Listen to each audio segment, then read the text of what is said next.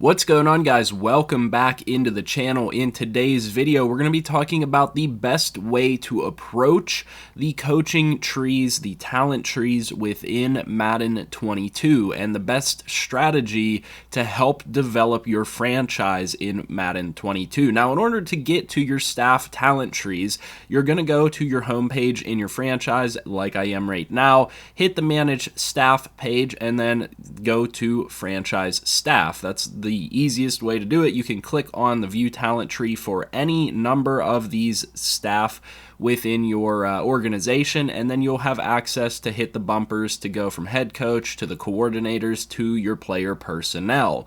Now, what we're really talking about today is an overarching strategy in how to upgrade these coaches, coordinators, and player personnel, and who you should target first, which tree to target first, and which directions and skills to go after first and foremost to give yourself the most advantage in franchise mode.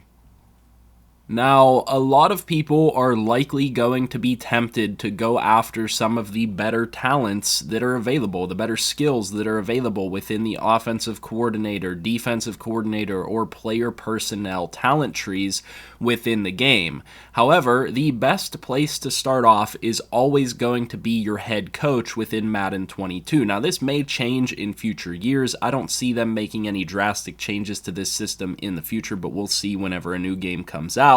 Regardless, your best approach is always going to be to target your head coach first. Now, the reason being for that is you're always going to gain discounts on your coordinator costs for offense and defense.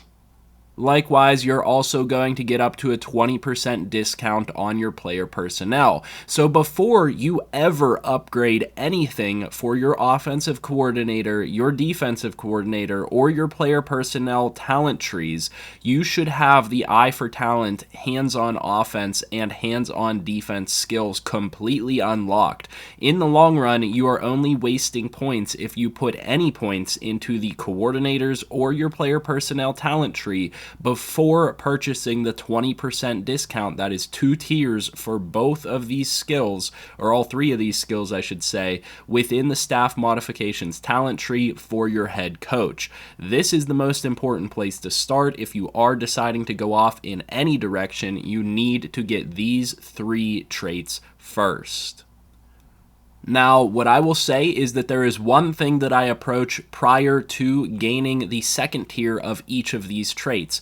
I always gain the first tier of each of these traits first, because the skill that I am going to go after before anything else in franchise mode is going to be the after-school tutoring trait. This accesses an additional focus player through weekly strategy. This means you can now focus up to 6 players on your weekly training as opposed to 3. This is the most powerful trait within all of franchise mode, and you have to make a beeline for this trait. Now, what you need to do is you need to have the first level of every single trait prior to this on both sides unlocked in order to be able to unlock after school tutoring. And then it's going to cost you 20 points per additional focus player, and you're going to want to upgrade this all 3 times so you can get 6 focus players within your franchise mode. Now, the nice thing about this is, in order to grab this, you're going to have already unlocked the discounts on your player personnel, offensive coordinator,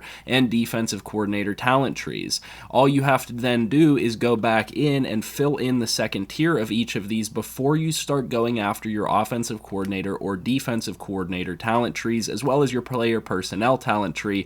However, as I'm going to recommend, and we're going to talk about in a moment, your player personnel talent tree is going to be the very last thing that anybody should really care about. So let's assume that you're starting off with basic offensive and defensive coordinators. One of the benefits of additionally going down this route is you're going to increase the hiring bonus for signing an offensive and a defensive coordinator. That gives you bonus staff points for hiring an offensive and defensive coordinator. So more than likely what you're going to do after you have gone through this part of the tree to get to your weekly training, your weekly focus player boosts, what you're going to do is you're then going to go out and hire a new offensive and defensive coordinator that hopefully have more traits available to them than what you already had. Now, in my franchise, I already have pretty high-level offensive and defensive coordinators, but a lot of times you're going to start off with level zeros, and you're going to want to replace them as soon as you purchase these premier destination traits. However, just because we have unlocked things to gain better offensive and defensive coordinators, get staff points for hiring them, and decrease the cost of gaining the traits in those coordinator skill trees, we are not going to go down those coordinator skill trees. What is still more important in franchise mode is always going to be your XP gains in order to build your team. So what you're going to want to do next is beeline for the final piece. All players on your team count as scheme fits during training.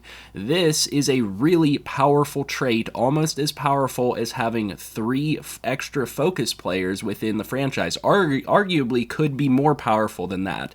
In either case, you're then going to want to beeline for the final piece. Now, you could flip this strategy. You could beeline for the final piece first and then go after the after-school tutoring. In any case, you're going after these 2 main traits that are going to help develop your team in the long run. The important thing to remember here, though, is you have to make a decision between the left side and the right side of this tree. So you have to decide whether you want XP gains for offensive line, halfbacks, fullbacks, wide receivers and tight ends, and quarterbacks in training, or if you want the XP gains for cornerbacks, linebackers, defensive linemen, and safeties. Either way, you're going to get massive XP bonuses that are going to help build up your team and increase your road to a successful franchise on your way to getting the final piece, which is ultimately going to give you that just a little bit of extra XP for every single player on your team that is going to really set you over the edge and give you an advantage. Now, once you have unlocked everything that you want to unlock in terms of your player XP, and that means maxing out all of these traits in order to get additional XP throughout the season, and you have unlocked your additional weekly bonus players, you're then going to go after your offensive coordinators and defensive coordinators. Now, I've made 2 other videos talking about what the best traits are for offensive and defensive coordinators. I'm going to link those videos down below. You're going to have to make a decision between the left side and the right side of most of these skill trees. Regardless, you're going to want to target some of the better abilities in these trees and start upgrading your offensive and defensive coordinators. However, the important thing to know is because you got these traits that discount by 20% the cost of offensive coordinator, defensive coordinator, and player personnel talent costs, you're only going to be paying 8 staff points per upgrade for most of these upgrades. You're going to be getting a 20% discount, which is going to save you a lot of staff points and allow you to allocate staff points to even more traits more quickly. So it's extremely important that you focus on the head coach talent tree before anything else. That is extremely important. Now, the next strategy that you're going to be talking about here is going after player personnel. Once you have decided on what you want on the offensive and defensive coordinator side of the ball, you're going to be targeting some of the better attributes on these trees. Personally speaking, I would look to max out my offensive coordinator first. I would go after my head coach, max out to the final piece and all the way down to after school tutoring, and then I would go to my offensive coordinator. I feel that the offensive coordinator boosts are more important than the defensive coordinator boosts. I would max out my offensive coordinator and then I would focus on my defensive coordinator. I would then go through and max out my defensive coordinator, maybe stopping halfway through at per se the shoot the gaps, block shedding trait or something of that nature, because some of the ones later than that are not necessarily the best in the world. And then after I've completely maxed out my head coach, my offensive coordinator, and I've started to work on my defensive coordinator, I would then start to think about working on the player personnel talent trees. Now, to be honest with you, it's going to highly depend on what you're doing with your franchise on whether the trades talent tree is worth anything to you whatsoever. If you're in a user versus user league, most of this stuff is not even going to have any value to you, such as a guaranteed trade package for a current user pick during the draft. If you have all users, again, totally useless trait. And so a lot of these things, reduce the cost of trading up in the draft. These things can be somewhat useless.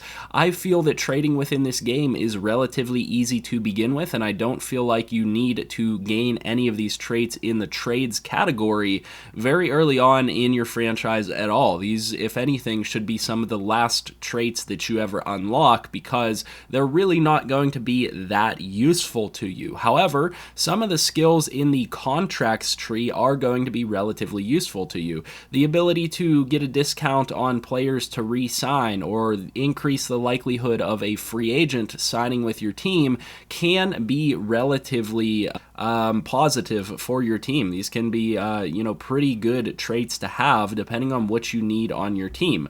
Now, scheme fits have increased interest in signing through free agency. We talked about the increased likelihood of certain positions signing. You just kind of have to decide which direction you're going to go. For example, in this franchise, I did start to put some points into the increased likelihood of defensive linemen signing with my team because I could utilize some better defensive linemen on my team, and I wanted them to maybe come to town. However, you're going to have to invest a lot of points in order to unlock these traits, so you're going to probably move through this entire skill tree slowly. That is why it is incredibly important that you start to focus on the player personnel talent trees last and later than everything else, because number one, everything else is going to give you a better bonus, whether it's your head coach, offensive coordinator, or defensive coordinator, and those bonuses are going to be much cheaper to acquire. I'm not saying that these traits aren't useful in franchise mode eventually, it's just going to cost a lot in order to be able to gain these traits. So I feel that gives you an overall roadmap of the right way to go about focusing on your player personnel, coaching, and coordinator talent trees within the game. Hopefully you guys found this information useful or found this strategy useful. Maybe it changed your opinion on which direction you guys go with your skill trees here in Madden 22. Any of that, make sure you leave it down in the comment section below. Please like the video and subscribe to the channel. I will see you guys in the next one, and as always, I hope you have a good one.